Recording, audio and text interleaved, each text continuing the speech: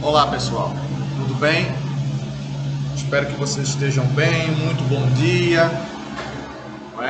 Hoje a aula é um componente curricular do oitavo ano de História, em cima justamente da filosofia iluminista.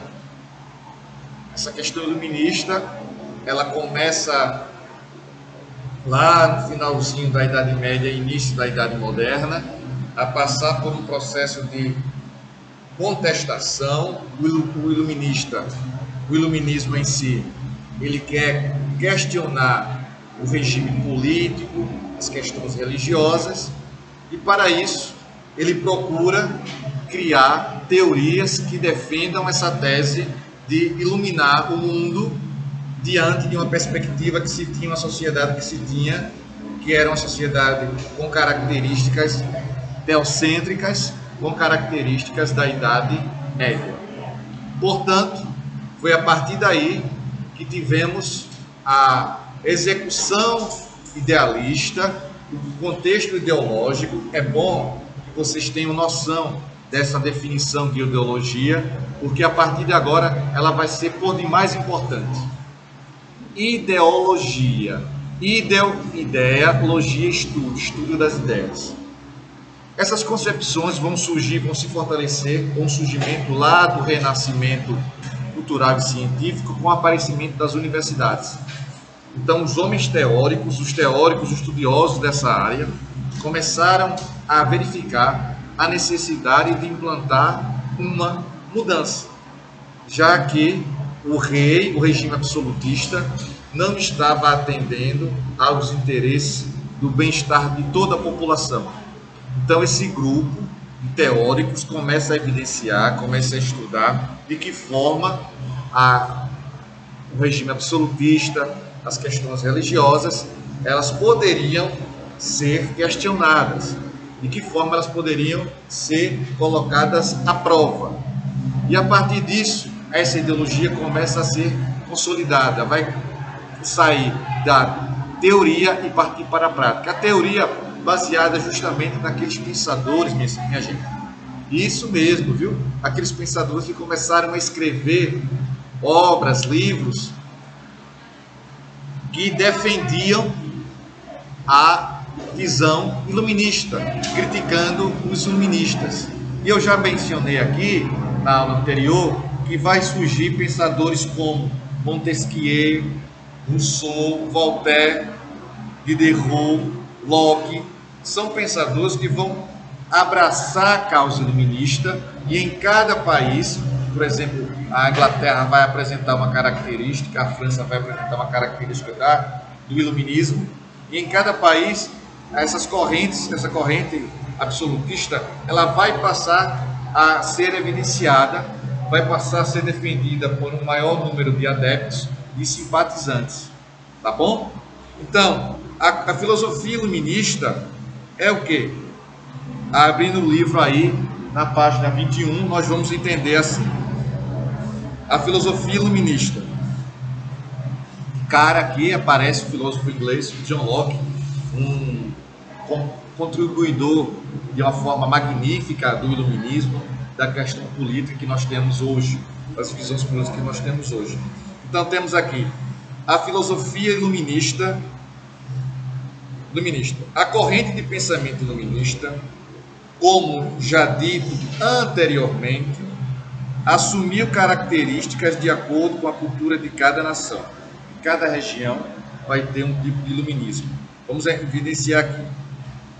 O inglês John Locke defendia o liberalismo político, que era o compartilhamento do governo, ou seja, o rei não governava de forma absoluta, mas com o apoio das outras instituições.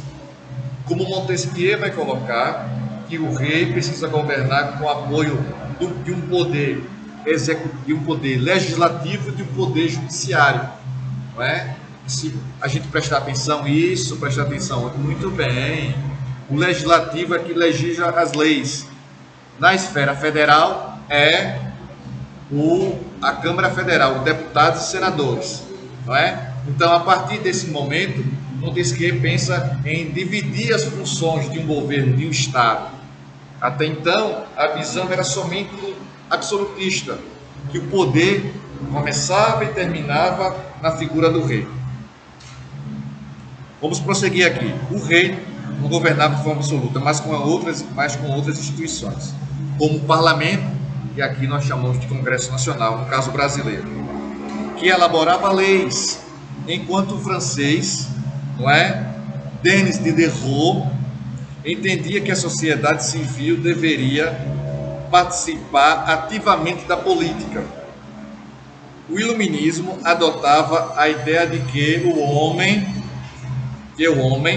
era essencialmente bom e acabava corrompido pela sociedade. A sociedade transformava o comportamento do homem, levando o homem a ter atos maus. Quem defende um pouco dessa teoria é o teórico francês Jean-Jacques Rousseau, quando ele vai colocar lá o bom selvagem. O homem nasce bom, mas a sociedade o corrompe, não é? A sociedade o corrompe. Faz com que ele tenha ideias, atitudes más, que depois ele até pode se arrepender lá na frente.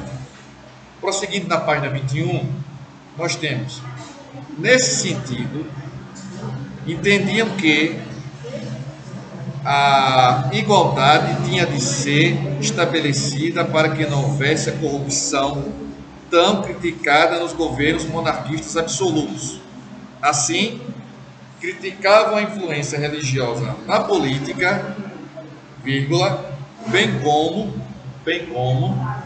os seus privilégios, as suas regalias, as suas coisas que favoreciam muito a esses governantes.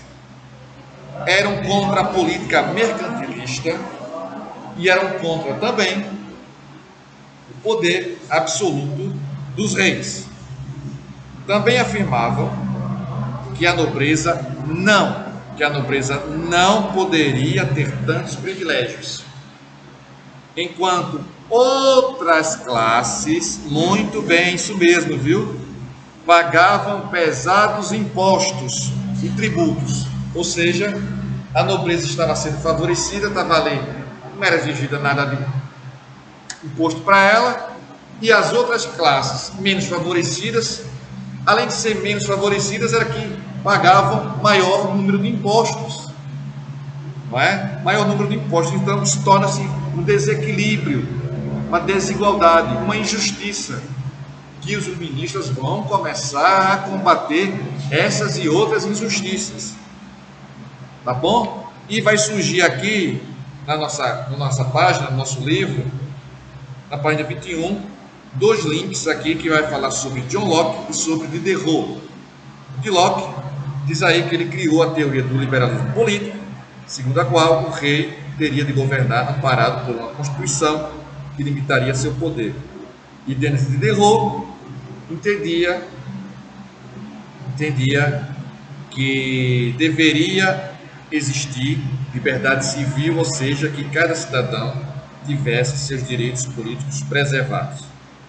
Na prática, isso representaria a limitação do poder dos reis absolutistas. Tá bom? Já na página 22, saindo da página 21 da página 22, nós vamos encontrar aqui uma foto, uma reunião, né, dos iluministas, com o objetivo de aprimorar e melhorar suas ideias, na página 22, e logo em seguida nós temos aqui as concepções iluministas, logo despertaram, prosseguindo aqui com o texto do livro, o interesse da classe burguesa. A razão para isso é simples.